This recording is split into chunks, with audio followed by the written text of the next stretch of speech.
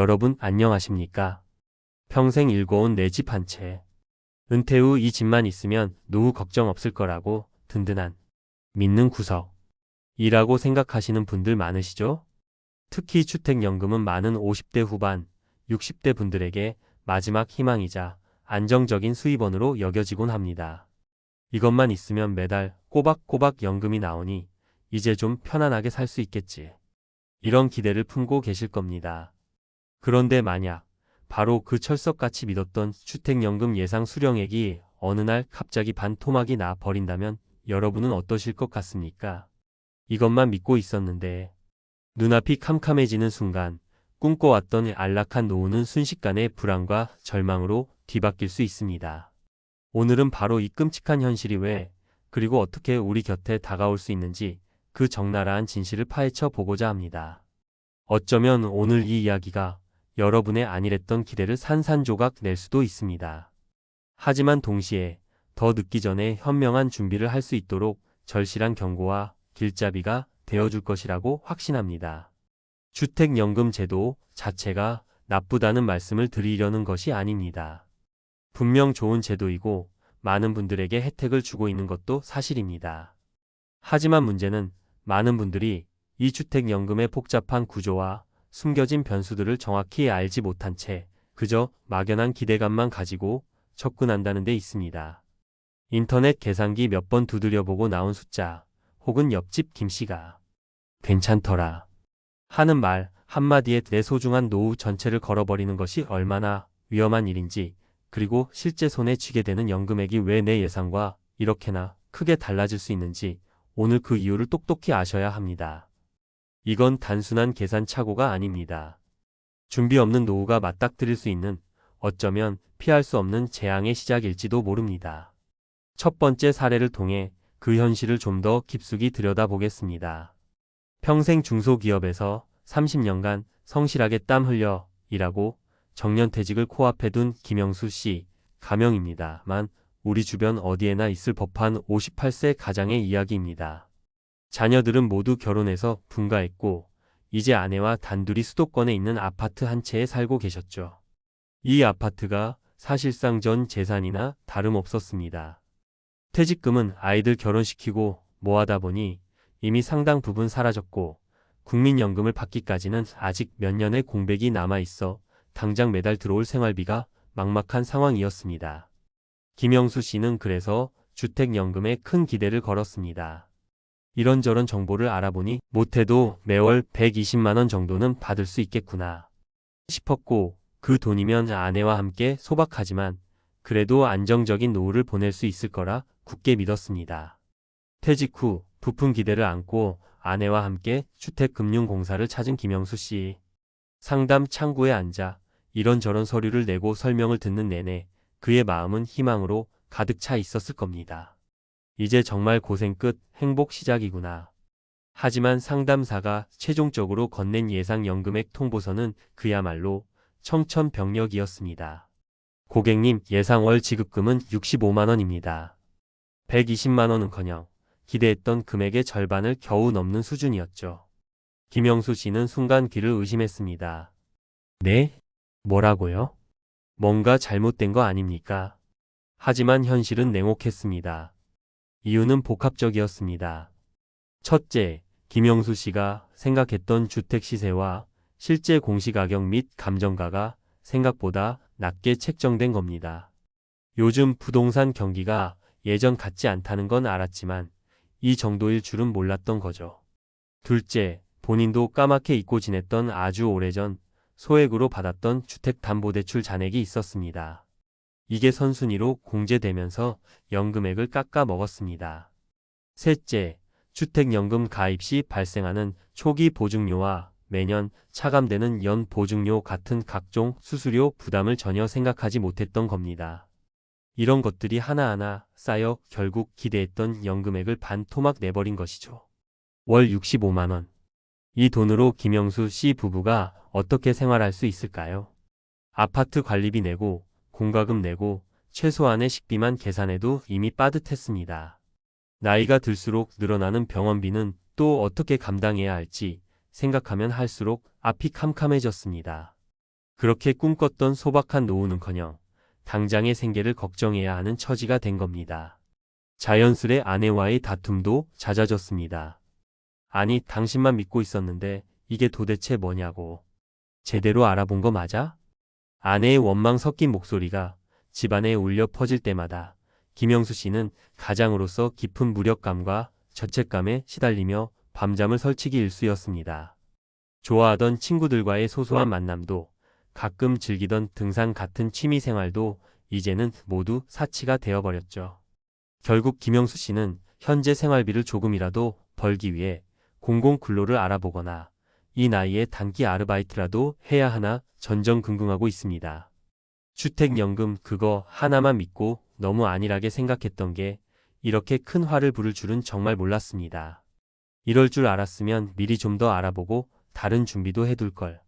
그의 뒤늦은 후회와 한숨 속에는 주택연금에 대한 정확한 이해와 철저한 사전 점검 없이 그저 막연한 기대감만 가졌던 대가가 얼마나 참혹할 수 있는지가 고스란히 담겨 있었습니다. 두 번째 사례는 더욱 안타까운 이야기입니다. 몇 해 전 남편과 사별하고 홀로 지내시는 62세 이정숙 씨의 사연입니다. 생전에 남편분은 입버릇처럼 이렇게 말씀하셨다고 합니다. 여보, 걱정 마. 우리 이 집으로 주택연금 받으면 당신 혼자 살아도 생활비 걱정은 전혀 없을 거야. 내가 다 꼼꼼하게 알아봤으니까 나만 믿어. 이정숙 씨는 그런 남편의 말을 철석같이 믿었고 남편이 있으니 별다른 노후 준비를 따로 하지 않으셨습니다. 남편이 알아서 다 잘 처리해 두었을 거라는 믿음, 그리고 주택연금이면 충분히 괜찮을 거라는 막연한 기대감뿐이었죠. 하지만 남편 사후 막상 주택연금을 신청하려고 구체적으로 알아보니 예상치 못한 문제들이 본물처럼 터져 나왔습니다. 남편이 과거에 주택연금을 알아봤던 시점과 현재는 주택 가격도 달라졌고 연금 산정의 기준이 되는 금리 또한 변동되어 있었습니다. 이것만으로도 예상 연금액은 이미 상당 부분 줄어들어 있었죠. 그런데 정말 결정적인 문제는 다른 곳에 있었습니다. 이정숙 씨는 까맣게 모르고 있었지만 남편이 과거 사업상 자금이 필요해서 이 집을 담보로 추가 대출을 받았던 사실이 뒤늦게 드러난 겁니다. 이 숨겨진 부채가 연금액을 산정할 때 당연히 우선적으로 변제되면서 이정숙 씨가 실제로 손에 쥘 수 있는 연금액은 처음 남편이 말했던 기대치의 13 수준으로 곤두박질치고 말았습니다. 생각해 보십시오. 남편만 믿고 아무런 준비 없이 살아오셨던 이정숙 씨에게 이 현실은 얼마나 큰 충격이었을까요? 당장 다음 달 생활비부터 걱정해야 하는 처지가 되었습니다. 이미 장성한 자녀들에게 손을 벌릴 수도 없는 노릇이고 이 나이에 변변한 일자리를 구하는 것은 그야말로 하늘의 별 따기였습니다. 믿었던 남편에 대한 원망과 배신감, 그리고 이 모든 어려움을 이제 홀로 감당해야 한다는 그 처절한 절망감에 이정숙 씨는 깊은 우울증까지 겪게 되었습니다. 그 사람 말만 믿었던 내가 정말 바보였지. 하염없이 눈물을 흘리시는 그녀의 모습은 부부 사이에 얼마나 투명한 금융정보 공유가 중요한지, 그리고 누군가 알아서 해주겠지 라는 안일한 생각이 얼마나 위험한 결과를 초래할 수 있는지 우리에게 뼈아프게 경고하고 있습니다. 자, 이 두 분의 안타까운 사례를 통해 우리는 무엇을 알 수 있을까요? 왜 이런 주택연금의 비극이 반복되는 걸까요? 여기에는 몇 가지 공통적인 함정들이 숨어 있습니다. 첫째, 카더라. 정보나 인터넷 간편, 계산기 몇 번 돌려보고 나온 수치를 맹신하는 안일한 예상입니다. 실제 내 조건과 다를 수 있다는 점을 간과하는 것이죠. 둘째, 내가 가진 주택 가격이나 감정가에 대한 지나친 낙관입니다. 부동산 시세는 늘 변동 가능성이 있다는 사실을 잊고 가장 좋았던 시절의 가격만 기억하려 합니다. 셋째, 기존 주택담보대출은 물론이고 신용대출, 심지어 자녀 보증 문제까지 현재 우리 집과 관련된 모든 부채 현황을 정확히 파악하지 못하거나 이정숙 씨 사례처럼 배우자도 모르는 숨겨진 부채가 있는 경우입니다. 넷째, 주택연금에 들어가는 초기 보증료, 연보증료 같은 숨은 비용, 과 이자율 변동 가능성, 그리고 정액형이냐, 초기 증액형이냐, 같은 다양한 연금 수령 방식에 따른 장단점과 조건들을 제대로 이해하지 못하는 것입니다. 마지막으로 주택연금을 수령하게 된 이후에도 계속해서 발생하는 재산세나 건강보험료 같은 고정 지출 항목들의 변화를 전혀 고려하지 않는 것입니다. 연금액이 늘면 건강보험료가 오를 수도 있다는 사실 같은 것들이죠. 이런 함정들이 복합적으로 작용하면서 결국 나는 이만큼 받을 줄 알았는데 하는 예상치 못한 연금액 쇼크와 함께 깊은 절망으로 이어지는 것입니다. 그렇다면 이런 끔찍한 상황을 피하기 위해 우리는 지금 무엇을 어떻게 준비해야 할까요?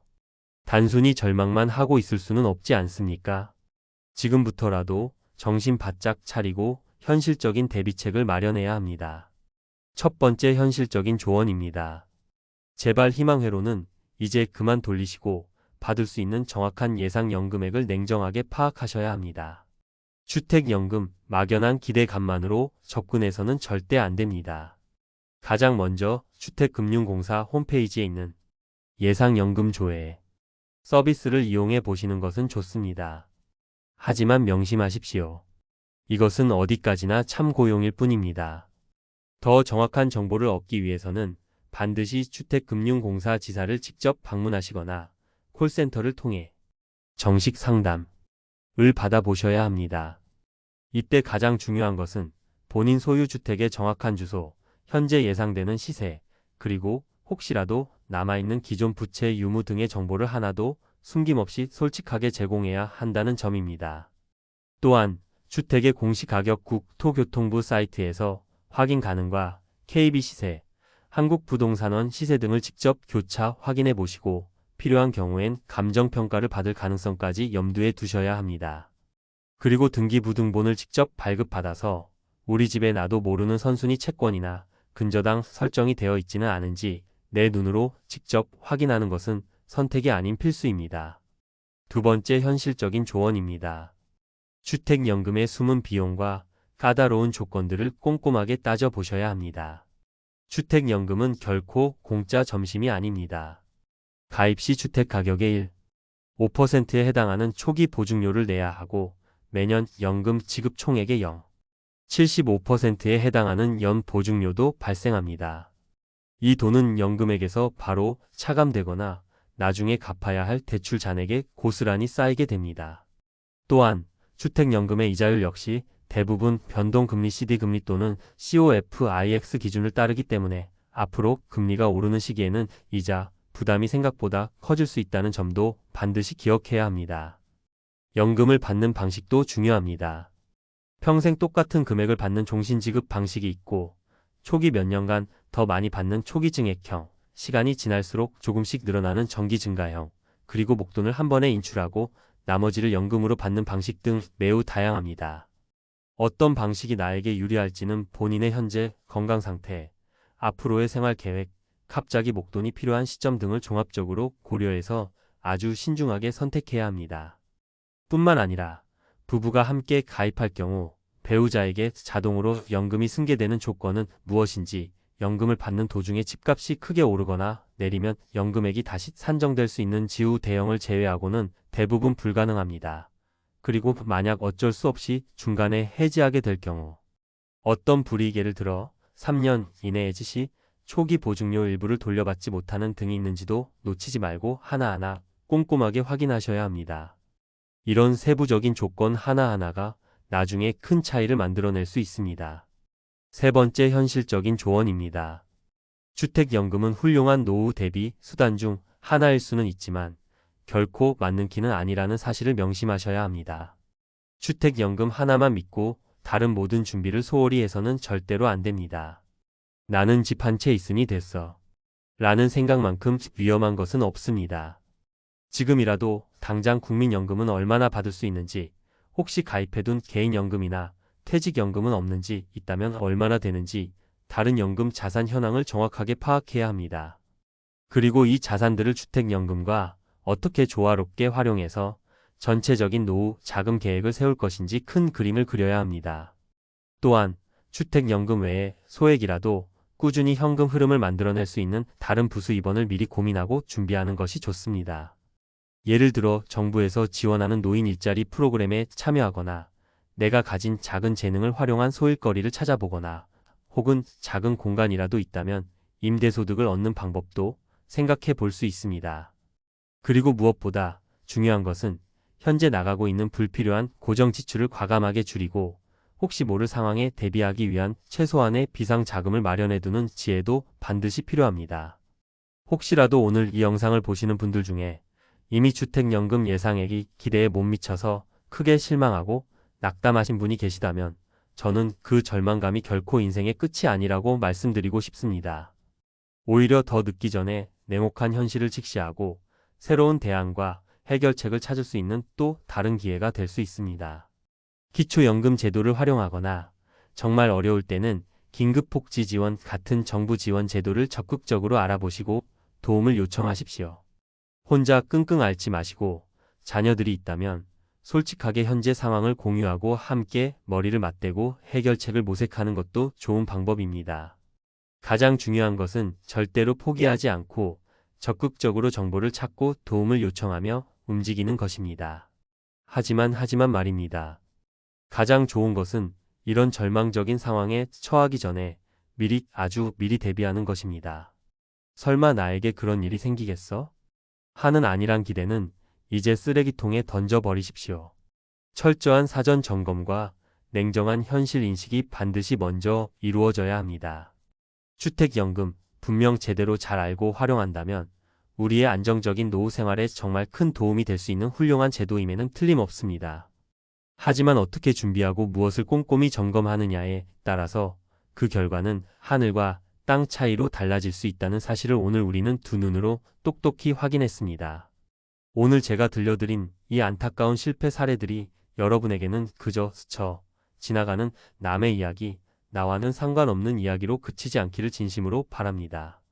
아, 저거 정말 나에게도 충분히 일어날 수 있는 일이구나 하는 그런 경각심을 가슴 깊이 새기시고 지금 당장 여러분 각자의 노후 계획을, 특히 주택연금과 관련된 계획을 냉철하게 다시 한번 점검해 보시기를 간곡히 부탁드립니다. 결국 꼼꼼한 정보 확인과 철저한 사전 준비만이 예기치 못한 함정으로부터 여러분의 소중한 노후를 안전하게 지켜줄 수 있는 유일하고도 가장 확실한 방법입니다. 여러분의 은퇴 후 삶이 불안과 후회가 아닌 진정한 평안과 행복으로 가득 채워지기를 진심으로 응원하겠습니다. 오늘 영상이 여러분의 현명한 노후 준비에 조금이나마 도움이 되셨기를 바랍니다. 앞으로도 이처럼 실질적인 지혜를 나누는 좋은 영상으로 찾아뵐 것을 약속드리며 괜찮으셨다면 구독과 좋아요, 그리고 알림 설정까지 부탁드리겠습니다. 여러분의 관심이 더 좋은 콘텐츠를 만드는 데 큰 힘이 됩니다. 감사합니다.